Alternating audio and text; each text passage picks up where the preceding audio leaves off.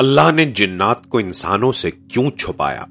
جنات ہماری دنیا میں موجود ہیں لیکن ہماری آنکھوں سے اوجھل کیوں ہیں؟ سوچیں اگر ہر انسان جنات کو دیکھ سکتا تو کیا ہمارا ایمان بچ پاتا؟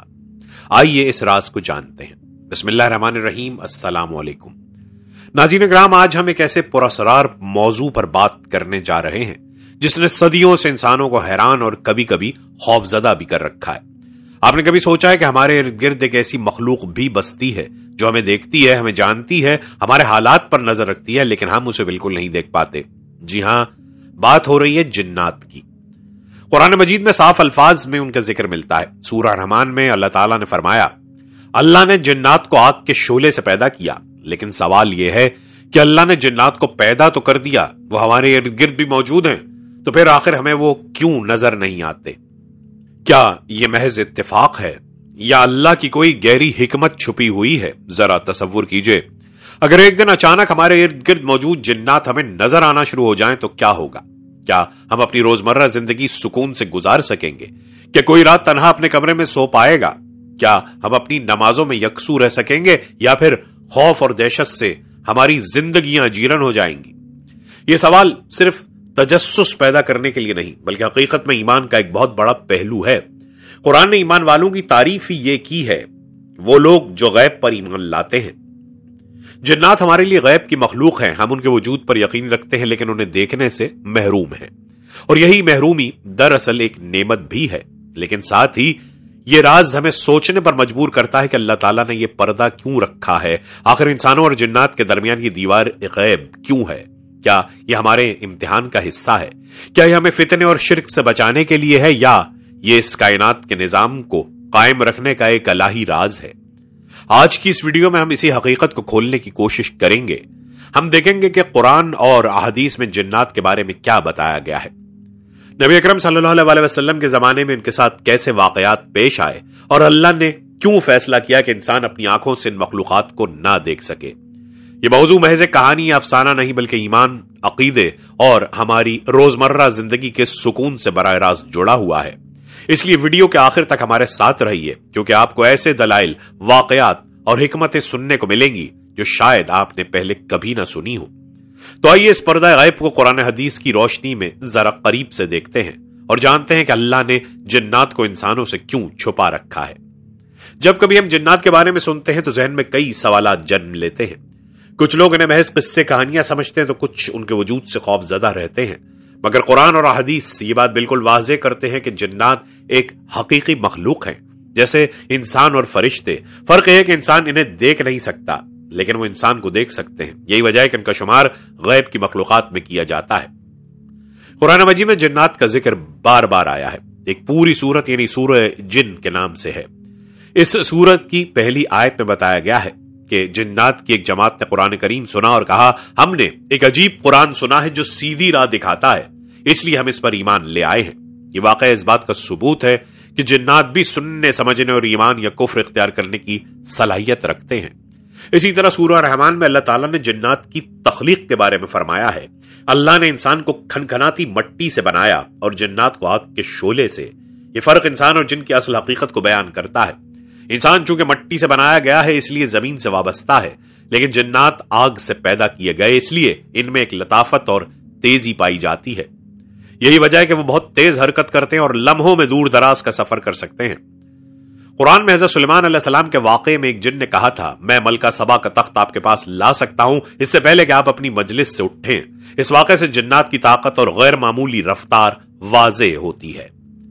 جنات کی سب سے بڑی خصوصیت یہ ہے کہ وہ انسان کو نظر نہیں آتے۔ اللہ تعالیٰ نے فرمایا، یقیناً شیطان اور اس کا قبیلہ تمہیں وہاں سے دیکھتے ہیں جہاں سے تم انہیں نہیں دیکھ سکتے۔ یہ آیت اس حقیقت کو ظاہر کرتی ہے کہ جنات اور انسان کے درمیان ایک ایسا پردہ ہے جو اللہ کی حکمت سے قائم ہے۔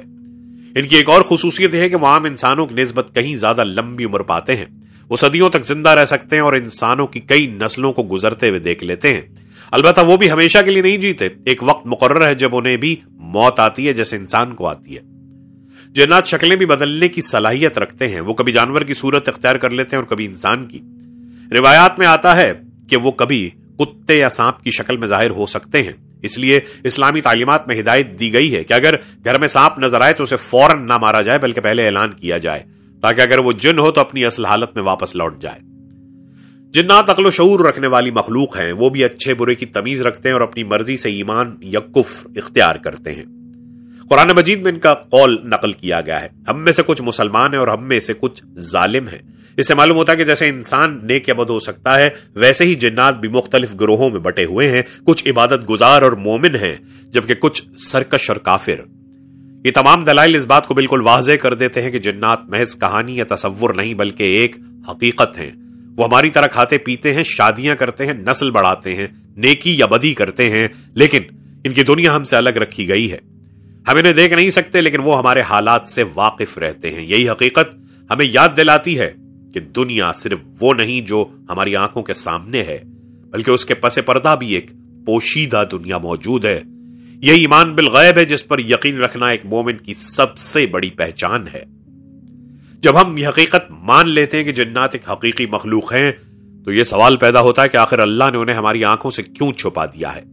اگر وہ موجود ہیں تو ہمیں نظر کیوں نہیں آتے؟ یہ سوال محض تجسس کا نتیجہ نہیں بلکہ گہری دینی حقیقت کو سمجھنے کا دروازہ بھی ہے۔ قرآن و حدیث کی روشنی میں اس کے پیچھے کئی حکمتیں سامنے آتی ہیں جو انسان کے امتحان، اس کے ایمان اور دنیا کے توازن سے گہرا تعلق رکھتی ہیں۔ آئیے ان حکمتوں کو تفصیل سے دیکھتے ہیں۔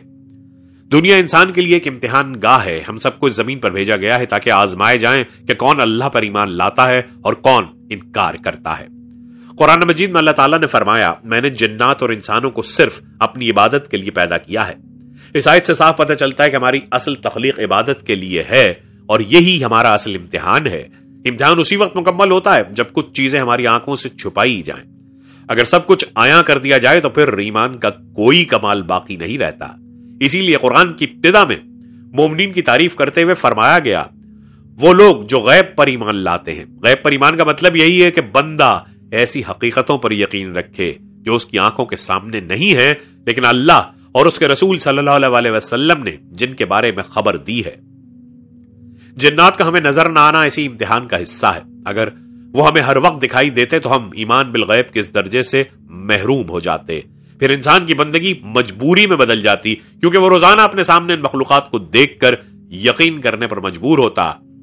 لیکن جب یہ مخلوق آنکھوں سے اوجھل ہے اور ہم پھر بھی اس پر ایمان رکھتے ہیں تو یہ دراصل ایمان کی اصل طاقت کو ظاہر کرتا ہے۔ اگر اللہ جنات کو انسانوں کے لیے ظاہر کر دیتا تو دنیا میں بہت بڑے فتنوں کا دروازہ کھل جاتا۔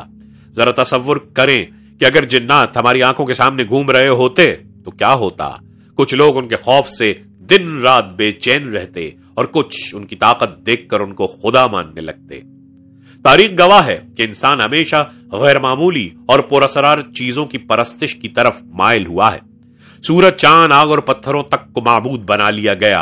اگر جنات نظر آنے لگتے اور اپنی غیر معمولی طاقتیں دکھاتے تو کتنے ہی لوگ ان کی عبادت شروع کر دیتے۔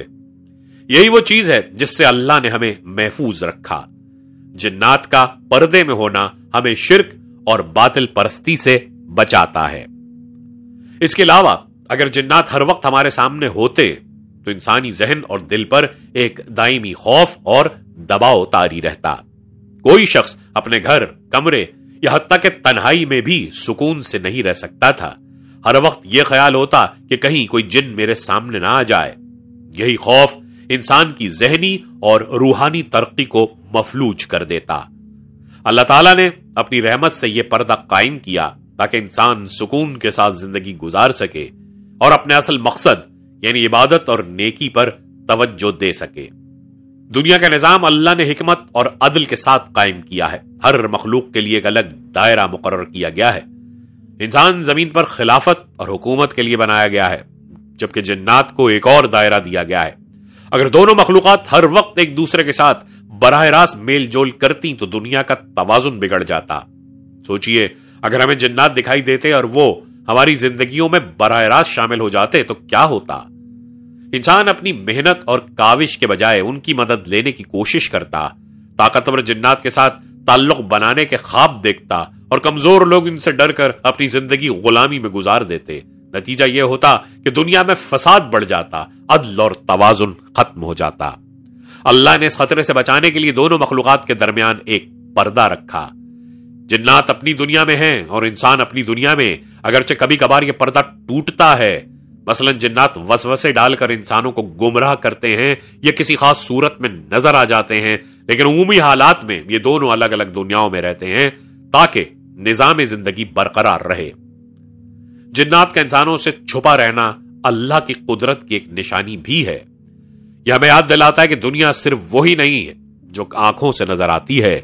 बहुत सी हकीकतें ऐसी हैं जो हमारी आंखों से ओझल हैं, लेकिन इनका वजूद है।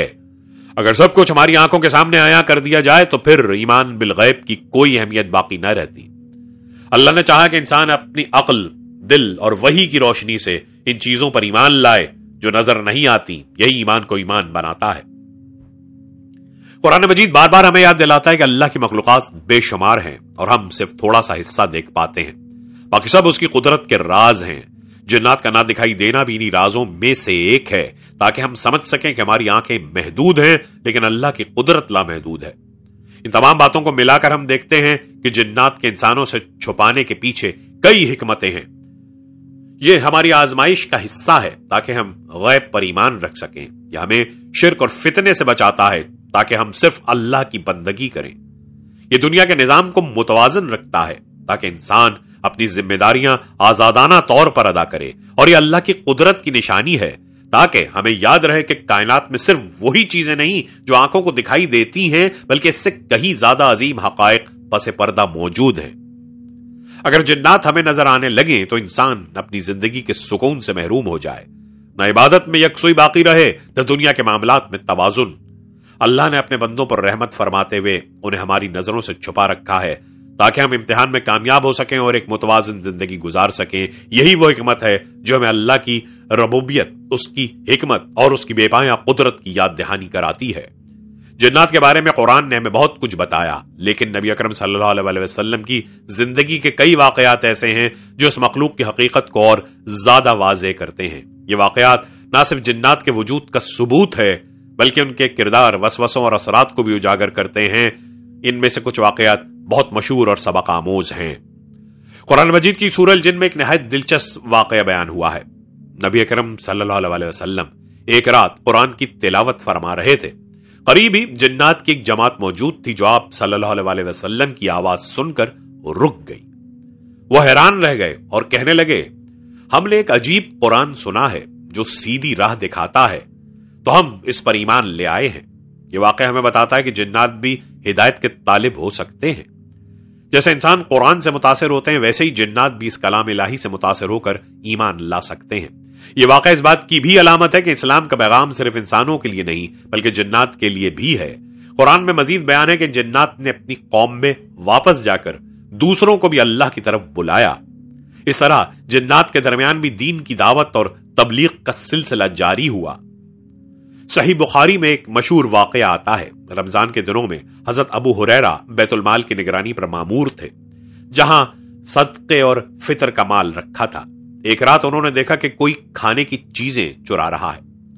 हजरत अबू हुरैरा ने उसे पकड़ लिया और कहा कि मैं तुम्हें रसूल अल्लाह सल्लल्लाहु अलैहि वसल्लम के पास ले जाऊंगा। वो शख्स मिन्नत समाजत करने लगा कि मैं गरीब हूं, मेरा घराना भूखा है, मुझे छोड़ दो। अबू हुरैरा ने रहम खाकर उसे छोड़ दिया। अगले दिन नबी अकरम सल्लल्लाहु अलैहि वसल्लम ने पूछा, अबू हुरैरा तुम्हारे कैदी का क्या बना? उन्होंने सारा वाकया सुनाया। आपने फरमाया, वो तुम्हें झूठ बोलेगा और फिर दोबारा आएगा। वाकई अगली रात वही शख्स फिर आया। अबू हुरैरा ने फिर पकड़ा और वही बहाने किए उसने, दोबारा छोड़ दिया गया। तीसरी रात फिर वो आया। इस बार हजरत अबू हुरैरा ने कहा, अब मैं तुम्हें नहीं छोड़ूंगा। इस पर उसने कहा, मैं तुम्हें एक ऐसी बात सिखाऊंगा जो तुम्हारे लिए बहुत फायदेमंद होगी। जब तुम रात को अपने बिस्तर पर जाओ तो आयतल कुर्सी पढ़ लिया करो। अल्लाह ताला की तरफ से एक फरिश्ता तुम्हारी हिफाजत करता रहेगा और शैतान तुम्हारे करीब भी नहीं आ सकेगा। अगले दिन जब अबू हुरैरा ने यह बात नबी अकरम सल्लल्लाहु अलैहि वसल्लम को सुनाई तो आपने फरमाया, यह बात बिल्कुल सच है, हालांकि वो तुम्हें झूठ बोलने का आदी है। फिर आपने फरमाया, वो तुम्हारा दुश्मन शैतान था।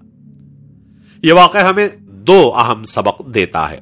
एक ये कि जिन्नात और शयातीन इंसानों के करीब आ सकते हैं, और दूसरा ये कि आयतल कुर्सी उनके मुकाबले में निहायत ताकतवर हथियार है। अहदीस में यह भी मिलता है कि शैतान इंसान को गुमराह करने के लिए मुख्तलिफ वसवसे डालता है। नबी अकरम सल्लल्लाहु अलैहि वसल्लम ने फरमाया कि शैतान انسان کے دل میں آ کر کہتا ہے یہ کس نے پیدا کیا، حتیٰ کہ وہ یہ کہنے پر مجبور کرتا ہے اللہ کو کس نے پیدا کیا۔ آپ صلی اللہ علیہ وسلم نے فرمایا کہ جب تمہیں ایسے وسوسے آئیں تو اللہ کی پناہ مانگو اور یہ بات دل سے نکال دو۔ یہ وسوسے بھی دراصل جنات کے حملوں میں سے ایک ہیں۔ ان کا مقصد انسان کو شک اور الجھن میں ڈالنا ہے، لیکن ایماندار انسان اللہ کی یاد اور ذکر سے ان وسوسوں کو دور کر دیتا ہے۔ جنات بعض اوقات انسانوں کو جسمانی یا روحانی نقصان بھی پہنچاتے ہیں، اس لیے نبی اکرم صلی اللہ علیہ وسلم نے رقیہ یعنی قرآنی دعاؤں اور اذکار کے ذریعے علاج کی تعلیم دی۔